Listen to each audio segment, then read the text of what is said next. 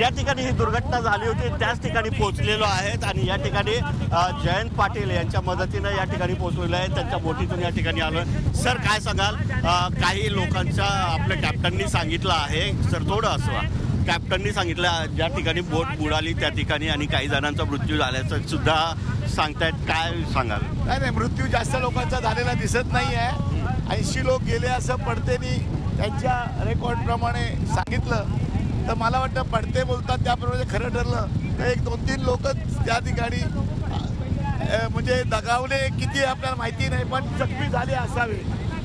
Sir एकूण प्रवासी होते जे जखमी झालेले आहेत त्यांना कुठे कुठे नेल्याचं काय माहिती आहे? नाही 66 लोकांना JNPT मध्ये नेलेले आहेत, काही काना भाऊच्या धक्क्यात नेले आणि काही काना गेट ऑफ इंडियामध्ये गेले।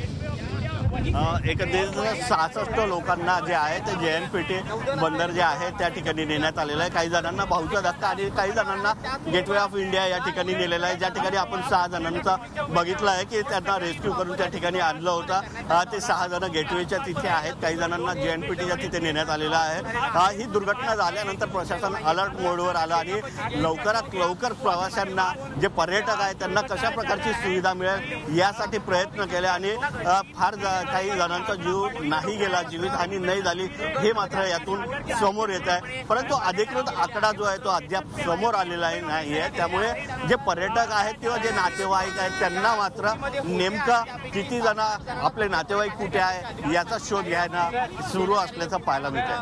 Video journalist Manoj Kulkarni, G24 तास, मुंबई।